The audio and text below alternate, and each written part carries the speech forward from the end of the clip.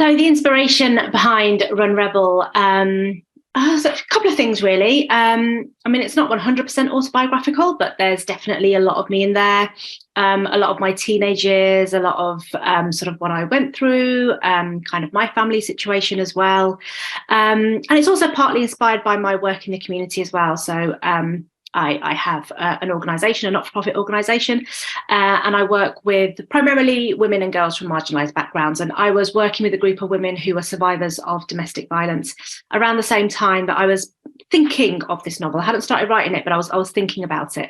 And domestic violence is a kind of like strong theme throughout the novel as well. So yeah, I was kind of inspired by my own personal life experiences, my work in the community, and it just felt like I wanted to write this story that for my teenage self, really, the kind of story that I wish that I'd read when I was a teenager, something that I may have seen myself, and it might have been something that might have helped me back in the day. So yeah, so a couple of things really. But honestly, when it came down to it, I think I was just writing the story that I wish I'd had when I was a teenager, to be honest.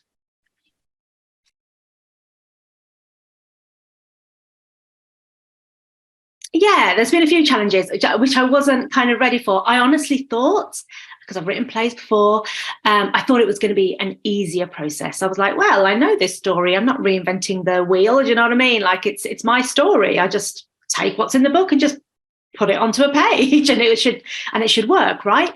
No, it's a whole nother thing.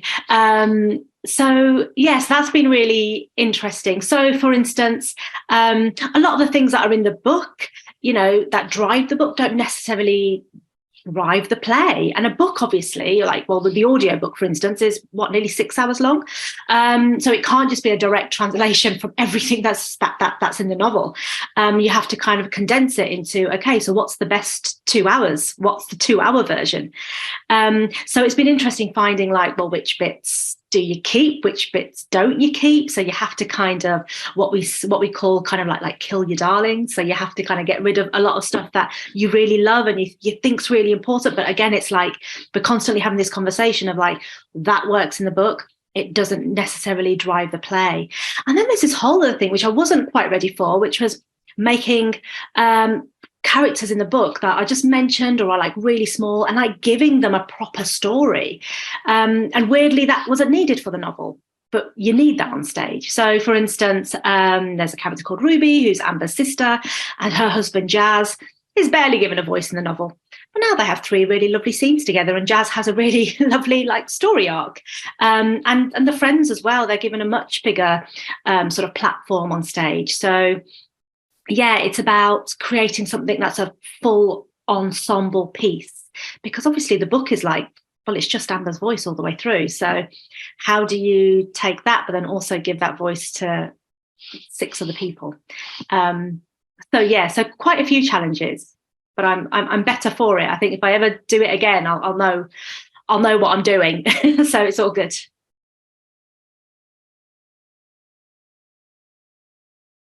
I mean, it is partly. So she still has a lot of pieces of sections of verse from the novel still find their way into the play, actually. It's funny, it's gone through lots of stages. So I think we're probably on like draft 5 now. And the first draft was very much from Amber's perspective. And it was just this like chorus of characters that were very, very small. Then I went like the other way. Then I took all the verse away from Amber, and Amber actually wasn't really saying much, and the chorus were telling her story. And now I've gone back to, it's kind of halfway between the two. So Amber is still, a lot of the verse that's in the book, Amber is still saying that, but it is half other people owning their story and having their own character journeys, actually. So I think it's at a good half and half point now, and I think that works really well. I hope, anyway.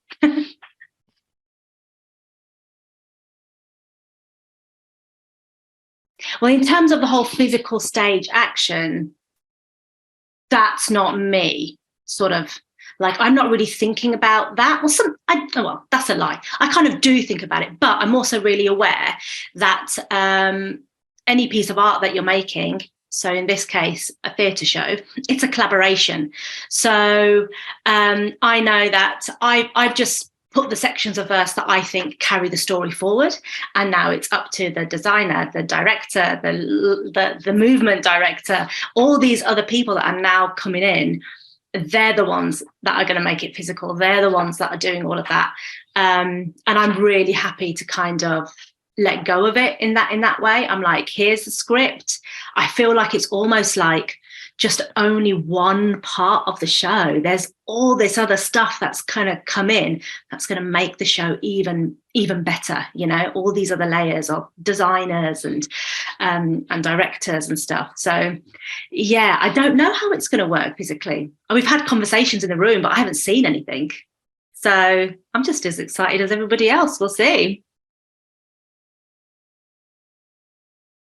Yeah, I think the main theme for Run Rebel is for anybody who sort of feels that they've been downtrodden, anybody who sort of feels like their dreams can't come true, somebody who feels like an underdog. Like I think Amber does feel like an underdog compared to everybody else.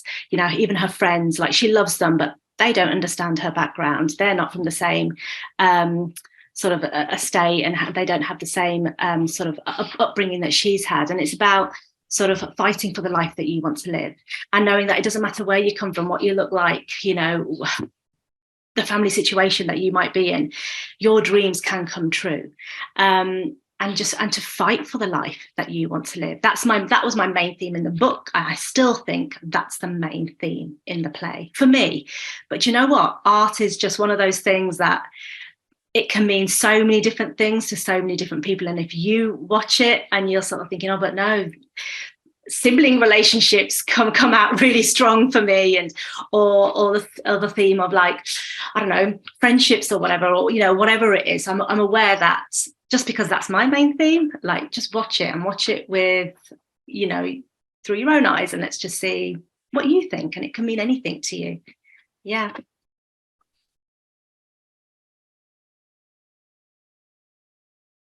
Yes, I have many beliefs on the power of exercise. So my not-for-profit organisation, Run the World, I sort of merge physical fitness and theatre together, and use that as a means to empower, like I said, primarily women and girls from marginalised backgrounds. So my other job, so when I used to be an actor, still am, but I write more than I act these days.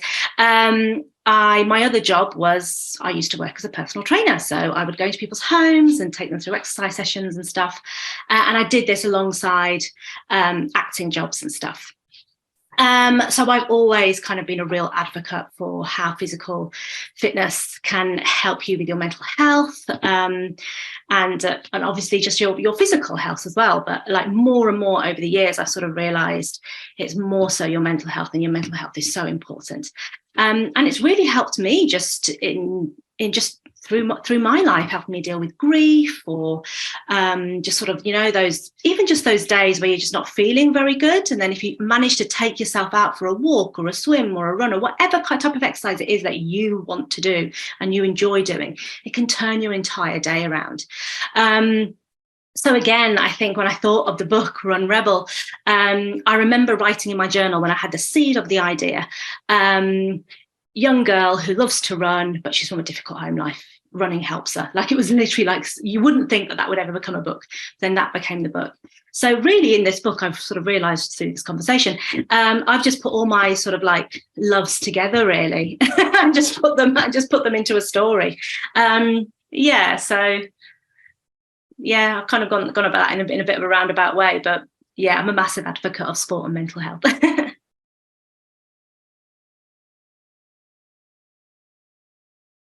think I had a loose idea.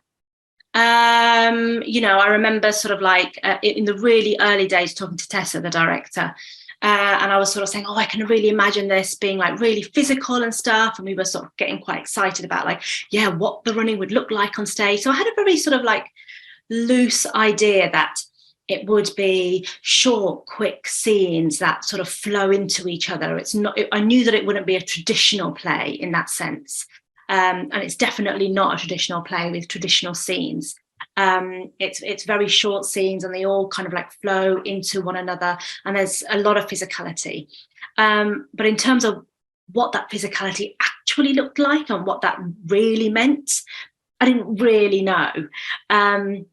And also, I'm a real fan of sort of like things being collaborative. I'm not a writer, even like writing the novel, which you would probably think was probably a little bit more solitary. I mean, it is, but then you're working with editors at Penguin, and you're going back and forth, and it's a whole team effort, really. At the end, even a book.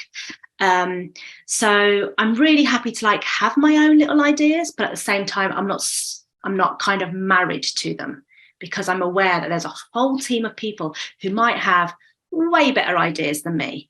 And we just keep that conversation going. Do you know what I mean? So, yeah, the answer is yes, I had some loose ideas, by no means married to them. And I'm just really happy to always sort of give the work over and just go, what are your ideas? And then we can all just sort of bounce off each other. And that's great. Yeah.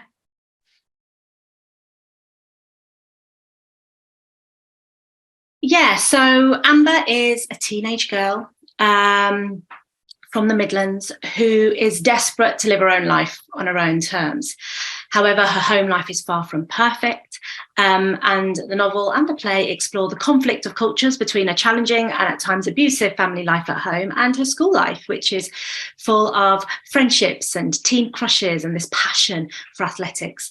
And throughout the story, Amber has to learn to navigate these two opposing cultures and develop the strength to grow and build her own identity in the face of all these major obstacles. So what's really interesting about Amber is probably one of the most interesting things about her, is that you don't always like her. She's not always a very likable character. She's a bully. Is one of the main things. So what's really interesting about her is, well, how do you still have people on her side when actually she's really out of order for a large part of the story? And the answer to that is that I guess we get a window into her life and we see why she's behaving in that way. So we kind of have that empathy, even though we don't agree with what she's doing. So she's an interesting character because, not always likable, but sometimes our heroes aren't.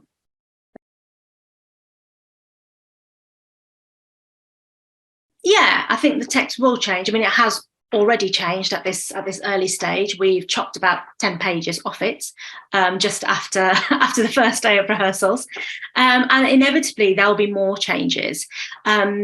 And I think that comes with, as soon as you start putting something on its feet and you're not just sitting around a table and just reading it, or like all of these months, me and Tessa, the director, have just been writing, we've just been reading it with each other. Soon as you get actors in a room and as soon as they're on their feet, loads of other stuff comes in. So it's like, oh, we actually don't need some of those lines, for example, because actually Amber can show that in physically in what she's doing on stage. So we can cut some of those lines. Or maybe once the actors are on their feet as well and they're like rehearsing some scenes, especially in this play, more than a more sort of like traditional play, because the scenes are so fluid and so short, there might be some swapping of scenes, like, suddenly we've sort of realized that these two scenes can probably merge together, and I just don't know. I'm just kind of like guessing. I know one of the rewrites has been actually that we've merged two scenes that were two separate scenes,